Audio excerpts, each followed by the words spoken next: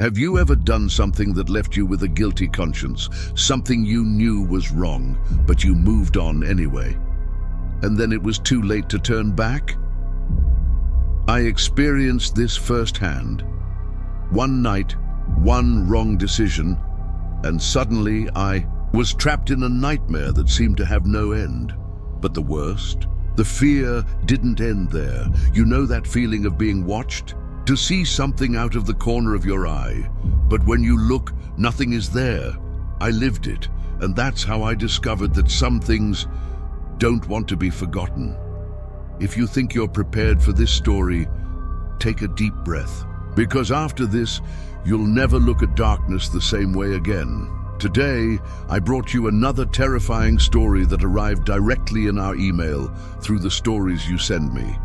As always, I edit each story very carefully to ensure that the fear becomes even more intense, but of course without exposing anyone. After all, whoever sends me these reports wants to share scary moments, but also maintain privacy. Now, one thing I need to make clear.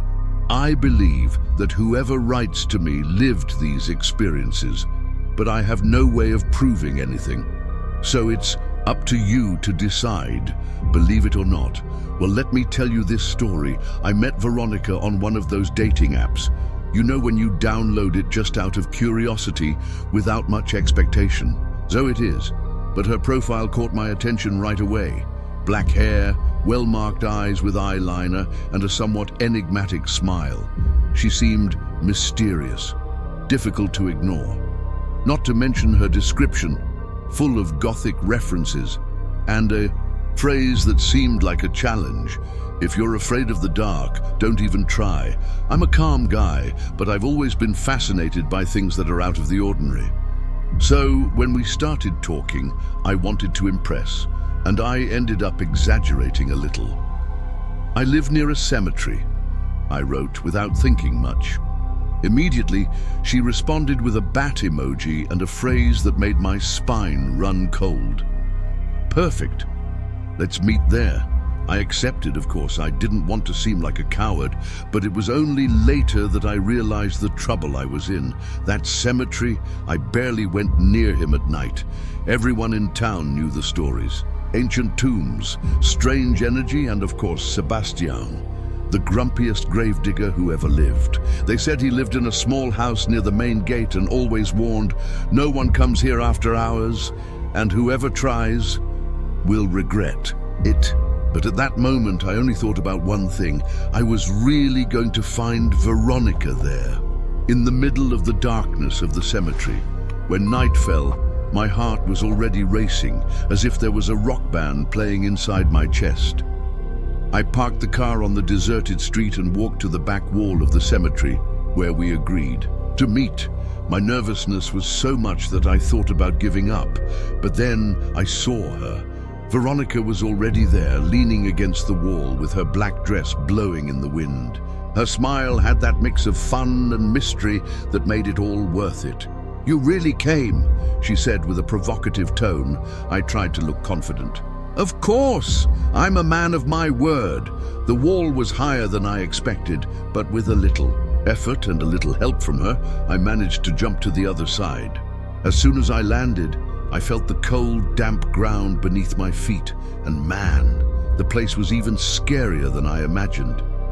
The tombstones lined up like silent soldiers, some covered in moss, others tilted, ready to fall. The strong smell of earth, mixed with withered flowers, filled the air, and for some reason, it was much colder inside than outside. But Veronica, she seemed to be at home. His eyes sparkled as he walked among the graves, admiring the details of the tombstones. He touched the stones delicately, as if he respected those who were there. "It's beautiful, don't you think?" he asked, looking at me. I didn't have a response. "Beautiful is a strong word," I murmured. She just laughed. We walked together to the center of the cemetery, where there was an ancient mausoleum. It looked like something out of a horror movie. Stone angels with grim expressions, rusty gates, and fog crawling across the ground. We stayed there for a while talking, laughing, and yes, kissing. The adrenaline of the place, added to Veronica's mystery, made everything even more intense. But then, something changed. At first, it was just a distant sound. Steps. I tried to ignore it, thinking it was all in my head, or perhaps the echo of our own movements. But Veronica stopped. Her eyes were fixed on a spot between the tombstones. I swallowed hard. "Did you hear that?" My voice was lower than I wanted. She just nodded. The steps became clearer, slow, dragged away. Someone, or something, was there with us. I turned to Veronica, hoping she would make a joke to ease the tension, but no. She looked as nervous as I felt. It was then that she murmured, almost without moving her lips, "It must be Sebastião." I tried to convince myself that everything was fine. "He's just doing his rounds," I murmured, trying to believe my own words, but Veronica didn't seem very convinced. "Sebastião doesn't make that much noise," she whispered, forcing a half smile that even she herself couldn't believe. The darkness around us seemed thicker. The shadows seemed to move, as if something was approaching. The footsteps continued, sometimes closer, sometimes further away, as if someone or something was surrounding us. "Maybe it's better if we leave," I suggested, trying not to show the panic growing inside me. "I agree," replied Veronica, squeezing my hand tighter than I expected. It was at that moment that I realized the footsteps were getting closer. Now, along with them, heavy.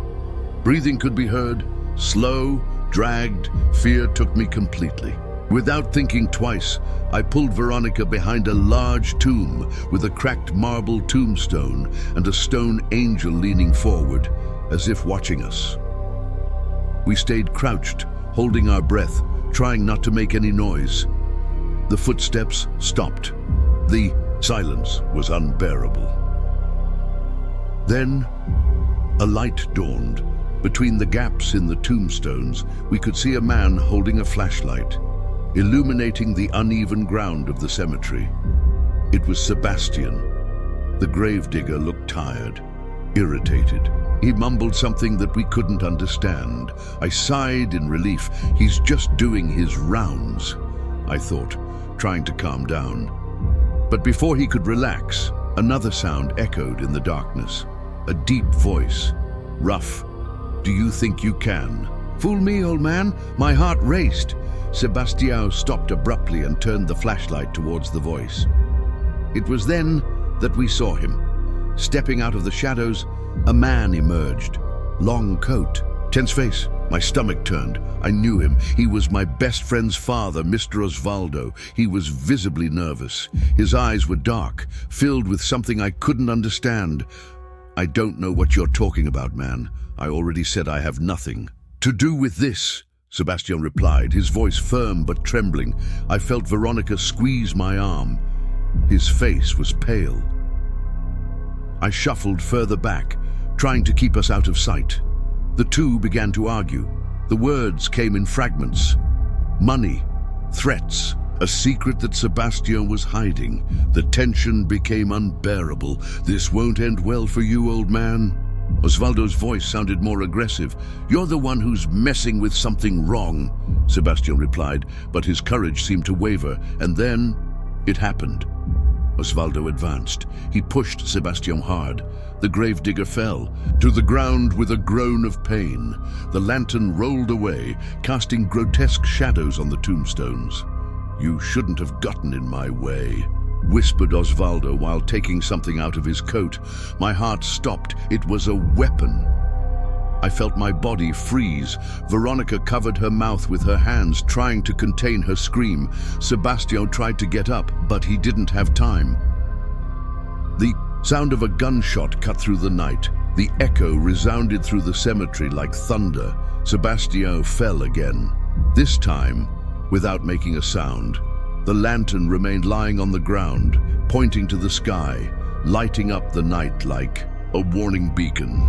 Osvaldo took a few steps back, looked around, as if wanting to make sure no one had seen anything, and then ran into the darkness. His footsteps disappeared. I couldn't move. My heart was beating so fast, it felt like it was going to explode. Veronica was next to me, paralyzed, with her eyes wide open. We stayed there, hidden behind the tomb, trying to process what we had just witnessed. On the floor, the gravedigger's body remained motionless. I swallowed hard. He's dead, I murmured, more to myself than to Veronica. She looked at me desperately. Let's get out of here, Georg. That's not our problem. But something inside me hesitated. I needed to be sure. Stay here, I whispered. No way. If you're going, I'm going too. With careful steps, we approached the body. The silence was suffocating. We could only hear the dry leaves crunching under our feet. When we got closer, I saw blood staining Sebastia's shirt. His face was turned to the side, his eyes closed. Then he moved. It was a tiny movement, but enough to make my heart race. "Help," he murmured, his voice weak as the breath of a candle. Veronica let out a muffled scream and took a step back, almost tripping. My instinct screamed, "Run! Let's go!" she said, her voice shaking. Fear took over me. Without thinking twice, we picked up the momentum and ran like never before. We dodged the tombstones, the sound of our footsteps mixing with the rustle of leaves. When we finally reached the wall, I helped Veronica climb up first and then jumped after. On the other side, we stopped for a moment, trying to catch our breath. Veronica was shaking. I still felt my heart pounding in my chest. "We should have helped," I murmured, but the truth is, I was just as scared as she was. "No, that's not our problem," she said, almost shouting. I looked back at the cemetery. The darkness felt alive, as if watching us. The sound of the shot still echoed in my mind. Veronica walked hurriedly to the car. As soon as we entered, she spoke quickly, her voice trembling. "Giovanni, you need to call the police. He's there, injured, or worse." I looked at her, still feeling the blood pounding in my ears. "Veronica, you heard the shot. You saw what happened. We invaded the cemetery. They might think we're involved. Then call without identifying yourself," she replied. "But what if they trace the call? Nowadays, you can discover everything." She ran her hands through her hair, frustrated. "So that's it? Let's pretend nothing happened?" I sighed. "What else can we do? If we get more involved in this, it will be worse." She was silent. When I parked in front of her house, Veronica looked at me one last time, her eyes mixing sadness and indignation. "Good evening, Giovanni." "Good evening, Veronica." She left without looking back. I stood there for a few seconds before starting the car and driving away. Nothing had turned out as I imagined. That night was supposed to be fun, full of adrenaline and maybe even a little romance, but everything turned into a nightmare. When I got home, I threw the keys on the table and collapsed on the couch. My mind was a whirlwind. I closed my eyes, but all I saw were the images of the cemetery, the sound of the shot, the fallen body, the fear. The hours dragged by. I turned from side to side in bed, but sleep wouldn't come. Until, early in the morning, the phone rang. The sudden loud sound made me jump. I picked up the cell phone. "Veronica." I answered right away.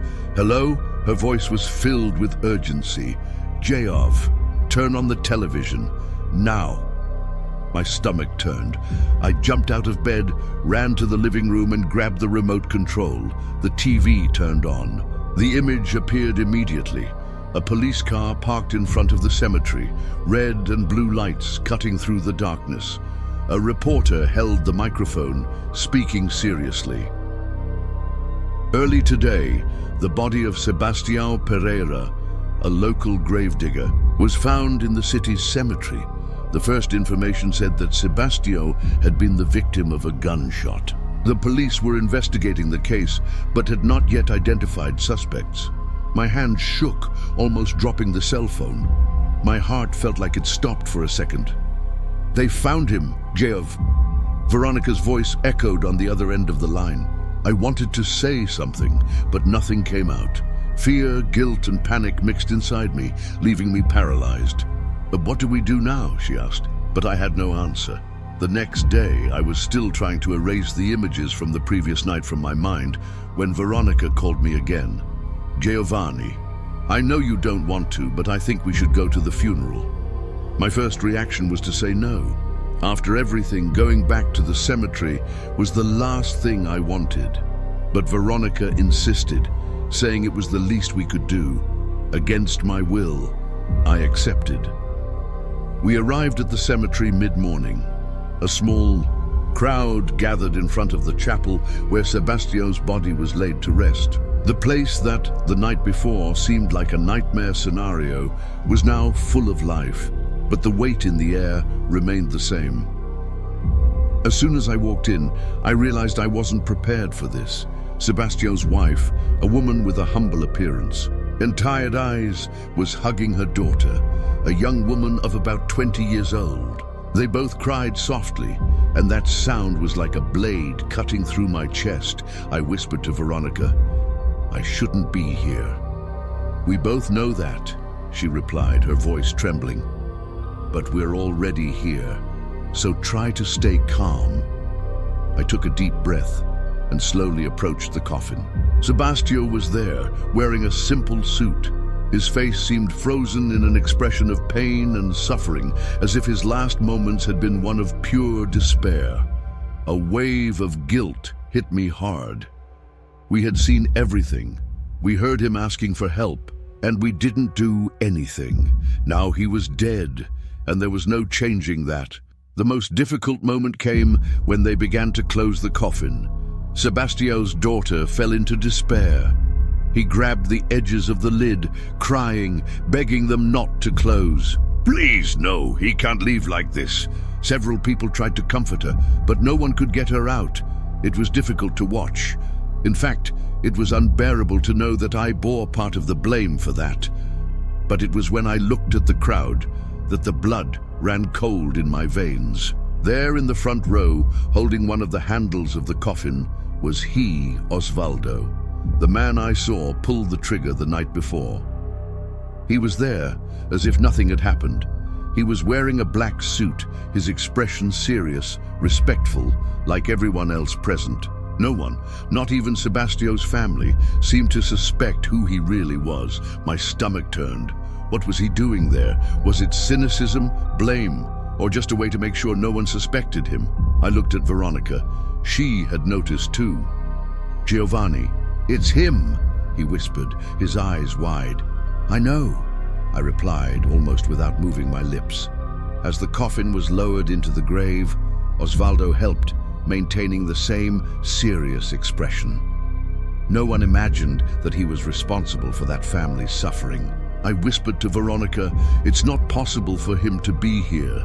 As if nothing had happened, she nodded. In her gaze, I saw the same mixture of fear and anger that was growing inside me. "What are we going to do?" I had no answer. I just watched as the earth began to cover the coffin. Each shovelful of dirt weighs even more heavily on my chest. When it was all over, the crowd began to disperse, but Osvaldo remained there, exchanging a few words with men who seemed to know him. I watched from afar, trying to understand how someone could carry such guilt without showing anything. How did he do it? The shadows between the tombstones seemed thicker. After the funeral, I said goodbye to Veronica and returned home. I was exhausted, physically and emotionally. My mother announced that she would spend the night at the church, at a vigil. I would be alone. After a shower, I tried to relax. I chose a light comedy, the kind that makes you forget about your problems for a while. It worked. I laughed a few times and started to feel like maybe that night could be calmer. But then, in the corner of my eye, I noticed something. A shadow passed through the hallway. My heart raced. I paused the movie and turned in the direction of the movement. I stood still, waiting to hear a sound. Nothing. I decided to get up and check. I went to the kitchen. The light was off. Everything seemed in order. I opened the cabinets. I looked behind the doors. Nobody. Still, that strange feeling wouldn't leave me. I'm impressed. I tried to convince myself. I went back to the living room, sat down on the sofa, and pressed the control to continue the film. But something made me stop. The channel had changed. The comedy was no longer on. Now it was a news channel. The report talked about the Gravedigger. It was as if the universe didn't want to let me forget. Investigations continue into the murder of Sebastião Pereira, said the reporter. I squeezed the control hard, switching back to the movie. The cold crept up my spine. It was then that I heard the noise, a dry, metallic bang coming from the kitchen. My body froze for a second. No, I ran there, in the middle of the floor, a fallen pot lid. I looked around. Nothing was out of place, nothing, apart from the lid. I picked it up with shaking hands, trying to find a logical explanation. Maybe it was poorly positioned and slipped. But that didn't make sense. The silence around was suffocating. With my heart racing, I picked up my cell phone and called Veronica. "Geoff?" She answered, her voice worried. "Did something happen?" I explained everything. Every detail. The shadow in the hallway. The channel changing by itself. The lid on the floor. She was silent for a few seconds. Then he said, "This is serious. My aunt always said that when things like this happen, it's someone trying to communicate." "Like this?" I asked, trying not to sound scared. "The Gravedigger, Giovanni. He must be trying to talk to you." I let out a nervous laugh. "You're kidding, right?" "I'm not." My mouth went dry. She always said that when a spirit is restless, it tries to get the attention of people who can help it. What she said made me even more tense. Before I could retort, she continued, "Giovanni, I think you should call the police. Tell us what we saw." "Are you crazy?" I replied almost immediately.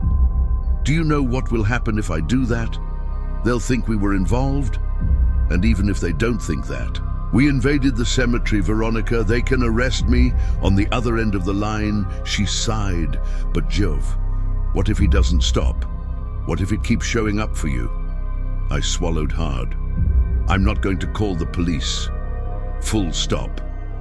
My voice was firmer than I intended, but I wanted to make it clear that that wasn't an option.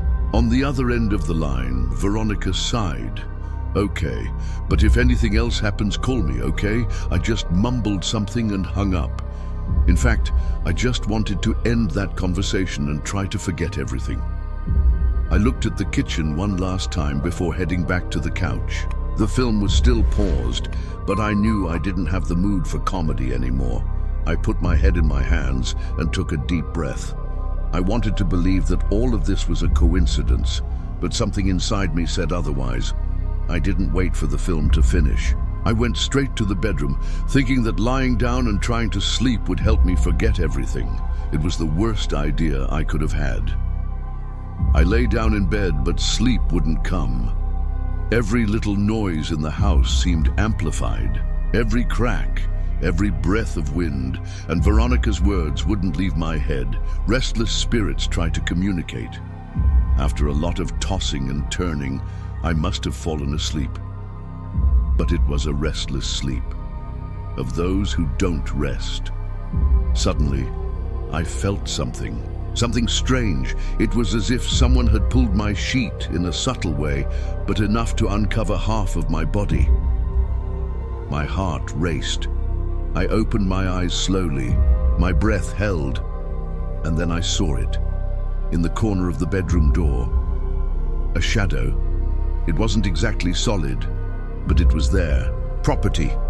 I blinked a few times, hoping it would go away, but she remained, and before I could move, she moved, sliding slowly into the hallway. Without thinking, I jumped out of bed and ran to the door, closing it tightly. My heart was pounding so hard I could almost hear it beating. It was then that the doorknob began to move. I stood still, my back against the door, watching the subtle movement of the handle, as if someone was trying to get in. With each turn, my despair increased. "Who's there?" I shouted, my voice shaking. No response. But the handle kept moving. It was a despair that I cannot describe. Without thinking, I threw myself back onto the bed, pulled the sheet over me, and grabbed my cell phone. My fingers were shaking so much that it was difficult to unlock it. But I finally did it. I dialed 190 and put the phone to my ear. "Police, what is the emergency?" asked the attendant. My voice was choked. I need to confess something. I was at the cemetery last night. Me and a friend, Veronica. We invaded through the back. We saw who killed the gravedigger on the other end of the line. Silence. Then the attendant asked, "Do you know who fired the shot?" I swallowed hard. "Yes, I know." I took a deep breath and blurted out, "It was Osvaldo, my best friend's father. I saw him shoot Sebastião." My voice was shaking, but I managed to tell everything. The invasion, what we witnessed, the fear of not having helped the injured gravedigger. The attendant remained calm. "I need you to stay on the line and tell me your address. We will send a vehicle so you can give a statement in person." When I hung up, I felt a little lighter. But the terror was still there. What I had done wasn't just a confession. It was a total surrender to the truth. And now I had no idea what consequences this could bring. Leaning against the bed, I listened to the silence of the house. The doorknob had stopped moving, but the feeling that something was still there, it didn't go away. "I hope this is enough for you to rest, Sebastião," I murmured, my voice low and full of regret. Now all that was left was to wait. It wasn't long before I heard the sound of sirens. Red and blue light invaded my window, reflecting on the walls of the room. My heart felt like it wanted to come out of my mouth. Even with the relief of knowing that the police were there, fear still paralyzed me. I knew I needed to go down the hall. My instinct screamed that it wasn't safe, but there was no other way out. I took a deep breath, gathered my courage, and ran to the door. When I opened it, 2 uniformed police officers were at the gate. Their expressions were serious. "Good night. Are you Giovanni?" asked one of them. "Yes, it's me," I replied, trying to control the tremor in my voice. They entered, observing my condition. I must have looked like a mess because one of them asked, "Everything is fine. Did you drink anything? You seem very nervous." I shook my head quickly. "No, I didn't drink anything. I'm just scared." Before they could ask any more questions, I heard the sound of another car pulling up. It was Veronica. She got out of the vehicle and came straight to me, her eyes full of concern. "He's telling the truth, officers." He stopped next to me, placing his hand on my arm as if to support me. "We were both at the cemetery that night. The police officers asked us to tell them everything, sitting in the room. We repeat every detail. How we broke into the cemetery, what we saw, the discussion between Sebastião and Osvaldo, the shot, and the moment we decided to run away and hide." As we spoke, I realized that even though it was terrifying to relive it, a weight was lifting off my shoulders. The police officers listened carefully, taking notes and confirming details. When we finished, one of them stood up, his expression serious. "With the information you gave us, we have enough for a search warrant. Let's go to this Osvaldo's residence." My tension increased, but before I could say anything, the other officer put his hand on my shoulder. "You did the right thing. They don't need to worry. Now that's up to us." We waited anxiously while they made the preparations. When they finally left, Veronica and I looked at each other. The silence was filled with uncertainty. "Will it work?" I asked. "It has to," she replied, but his voice was also full of doubts. A few hours later, the news arrived. The police went to Osvaldo's house with the search warrant, and they found the murder weapon hidden in the basement. He tried to deny it, but the evidence was clear. He was arrested at the same time. When I found out, I felt a strange mix of relief and guilt. Relief, because justice would finally be done. Guilt, because nothing would bring Sebastião back. Veronica held my hand while I took it all in. I agreed, even though a part of me still struggled to believe it. Fortunately, the judge was understanding when considering the case. Even though we broke into the cemetery, he took into account the fact that we were crucial witnesses in solving the crime. In the end, our penalty was just a fine, nothing that could ruin our lives. I left court feeling a little lighter. It was as if I could finally breathe after days of carrying that burden. What happened that night would never leave my memory. But at least now, I knew I had done the right thing. Even if late, upon leaving the court, Veronica and I said goodbye. She gave me a slight smile, but I knew it had also left a deep impression on her. "Never invite me to a place like that again, okay?" she said, trying to lighten the mood with a joke. "Never again," I replied, laughing, but knowing that I would never forget the cemetery, the steps between the tombstones, the gravediggers' look that last night. After that, my life started to return to normal. Guilt still crept in from time to time, but something became clear. I never received any visitors again.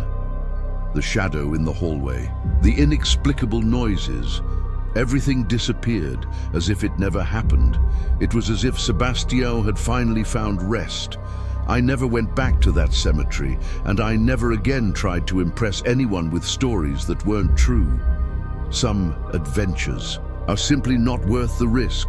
If you liked this story, don't forget to like, comment what you thought, and of course subscribe to the channel so you don't miss the next videos. Activate the bell to receive notifications, and until the next video.